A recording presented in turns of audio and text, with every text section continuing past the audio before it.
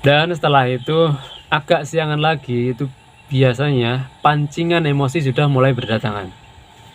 Entah dari depan belakang, kanan kiri, yang namanya pancingan emosi biasanya datang. Emosi marah, kecewa, sedih, dan yang lain-lain itu biasanya bermunculan, teman-teman. Dan ketika kita mengalami emosi itu tidak ada kaitannya dengan cepat sembuh. Maka ketika kita emosi, kita harus mengontrol, kita harus menghindari yang namanya.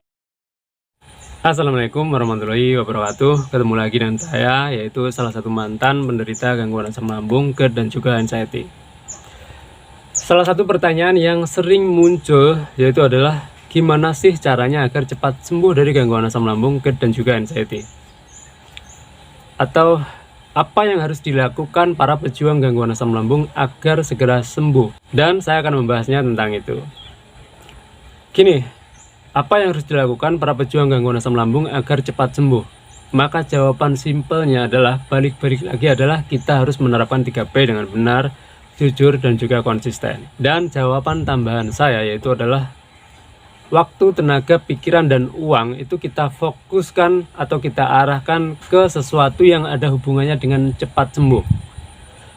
Jadi sesuatu yang ada hubungannya dengan cepat sembuh maka kita lakukan, kita laksanakan, teman-teman. Entah apapun itu bentuknya. Ketika kita tahu bisa menangkap, oh itu ada kaitannya dengan cepat sembuh, maka kita lakukan.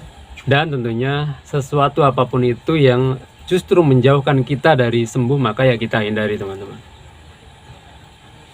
Dan kali ini saya akan membedah keseharian para pejuang gangguan asam lambung yang harusnya dilakukan.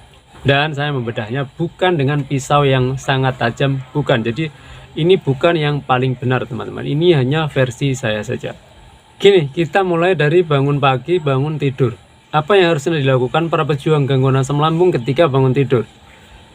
Yaitu adalah kalau menurut saya membaca doa bangun tidur. Apakah membaca doa bangun tidur itu ada kaitannya dengan cepat sembuh? Kalau menurut saya ada, sangat ada, teman-teman. Karena ketika kita membaca doa bangun tidur, di sana ada yang namanya kita bersyukur. Ketika kita bersyukur tentunya kita akan bisa menjadi lebih tenang. Dan hati yang tenang itu sangat erat kaitannya dengan cepat sembuh. Maka kita harusnya melakukan yaitu membaca doa bangun pagi. Setelah yang pertama kita lakukan pada saat kita bangun pagi. Daripada bangun pagi langsung main game, itu tidak ada kaitannya dengan cepat sembuh, maka kita hindari itu.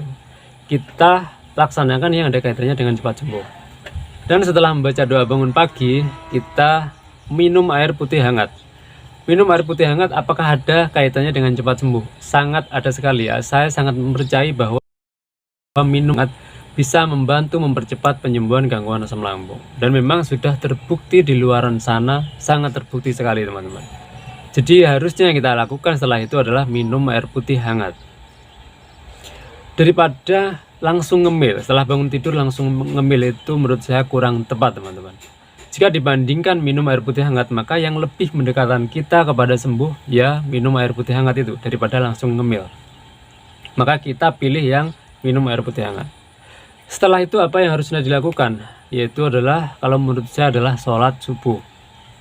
Karena memang juga sholat subuh adalah kewajiban kita. Dan selain itu sholat subuh sangat ada kaitannya dengan yang namanya cepat sembuh.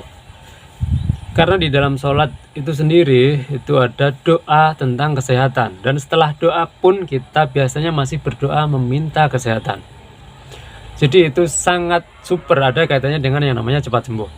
Jadi kita memilih melakukan sholat subuh, dan memang selain itu kita wajib melakukannya memang. Daripada pada saat sholat subuh kita masih rebahan, itu tidak ada kaitannya dengan cepat sembuh.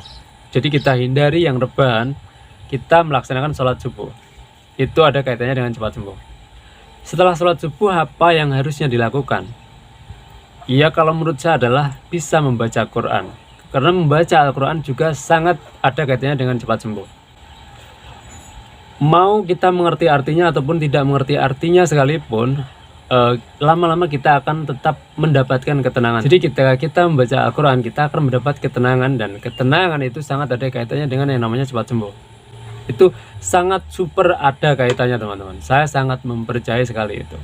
Jadi setelah sholat subuh, membaca Al-Quran pilihan yang baik, pola hidup yang baik kalau menurut saya. daripada kita masih tiduran ataupun masih males-malesan sambil main HP. Itu tidak ada kaitannya dengan cepat sembuh, maka kita hindari, kita memilih yang ada kaitannya dengan cepat sembuh. Dan yang harusnya dilakukan adalah kita harus membangun semangat, kita harus membakar semangat, teman-teman. Daripada yang kita keluarkan adalah cemberut, keluhan, gelisah, takut, sedih, dan macam-macamnya. Itu semua tidak ada kaitannya dengan cepat sembuh, lebih menjauhkan kita dari sembuh. Jadi kita hindari yang itu, kita mengerjakan yang bisa mendekatkan kita kepada sembuh, yaitu membangkitkan semangat, membakar api semangat. Ya, walaupun kita umumnya memang pada saat kondisi nggak nyaman untuk semangat itu sulit, memang, tapi kita paksakan, kita latih untuk membangun semangat, teman-teman. Dan itu bisa ketika kita melatihnya konsisten, lama-lama bisa. Yang mulanya cemberut, gelisah, berkeluhan, kita ubah menjadi semangat. Dan juga yang mulanya mau cemberut, kita paksa untuk senyum, lama-lama bisa. Yang mulanya keluhan yang keluar menjadi syukur yang keluar, itu kita latih bisa. Dan memang yang perlu kita syukuri memang sangat super banyak sekali, teman-teman. Jadi yang mulanya kita keluhannya yang selalu muncul itu kita tahan, kita ganti menjadi rasa syukur ataupun kita bersyukur, kita ganti seperti itu. Karena itu yang mendekatkan kita kepada cepat sembuh, daripada keluhan, cemberut, dan gelisah dan macam-macamnya itu kita tinggalkan, itu kita hindari. Setelah itu apa yang harusnya dilakukan, yaitu bagi yang sudah mampu bekerja maka ya siap-siap untuk berangkat bekerja. Yang belum mampu bekerja tapi sudah bisa beraktivitas ringan, ya maka bisa beraktivitas ringan entah apapun itu, atau mungkin belanja sayur. Dan tentunya sekalian memilih sayurnya yang juga bisa mendekatkan kita kepada sembuh. Jangan memilih sayur yang justru menjauhkan kita dari sembuh. Kita harus teliti di situ juga. Jadi yang berikutnya harus dilakukan beraktivitas ringan. Bagi yang sudah bekerja, berangkat bekerja. Tapi bagi teman kita yang masih belum mampu ngapa-ngapain atau tenaganya masih sangat lemah, teman-teman masih bisa beristirahat, tapi dengan duduk, teman-teman. Kalau saya menyarankan yaitu duduk, jangan rebahan pada saat setelah sholat subuh. Kita istirahat tapi sambil duduk. Dan setelah itu tentunya kita sarapan. Dan itu tadi, kita sarapan harus memperhatikan menunya yang mendekatkan kita kepada cepat sembuh, bukan yang menjauhkan kita dari sembuh. Kita harus memperhatikan itu. Dan setelah itu agak siangan, sudah mulai panas, mungkin jam 8-an, kita bisa memilih olahraga dan sekalian berjemur. Itu sangat ada kaitannya dengan yang namanya cepat sembuh. Daripada kita jam 8 layah-layah doang, males-malesan doang. Itu sangat tidak ada kaitannya dengan cepat sembuh. Maka kalau bisa kita hindari itu, kita memilih mengerjakan sesuatu yang ada kaitannya dengan cepat sembuh, yaitu adalah olahraga dan sekalian berjemur. Dan setelah itu agak siangan lagi, itu biasanya pancingan emosi sudah mulai berdatangan. Entah dari depan belakang, kanan kiri, yang namanya pancingan emosi biasanya datang. Emosi marah, kecewa, sedih, dan yang lain-lain itu biasanya bermunculan, teman-teman.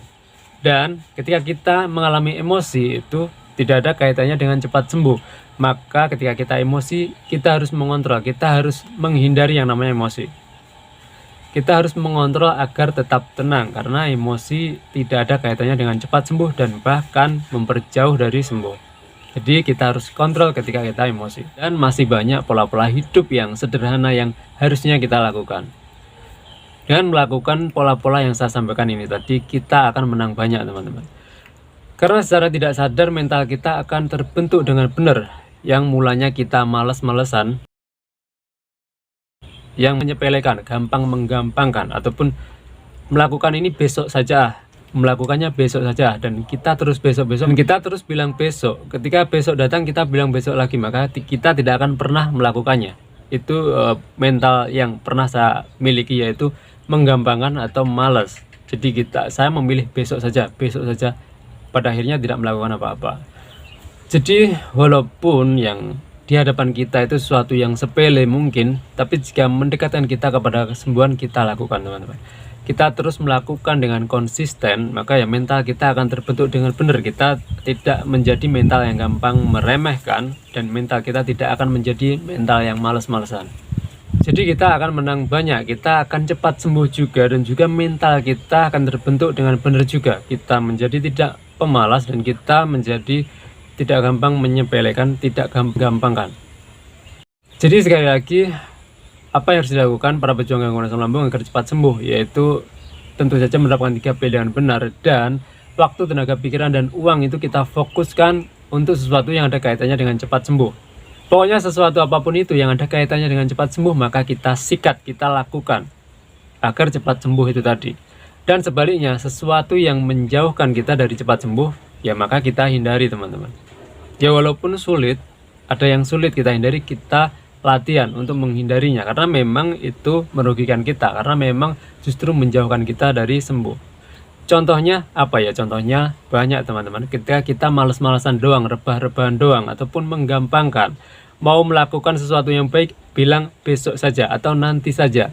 Kalau itu terus-terusan kita terapkan, kita lakukan, maka kita tidak akan melakukan apa-apa, dan pada ujungnya ya kita akan lama sembuh. Jadi saya kira itu, selalu ingat satu hal, selalu bersyukur pada kondisi bagaimanapun kita saat ini. Assalamualaikum warahmatullahi wabarakatuh.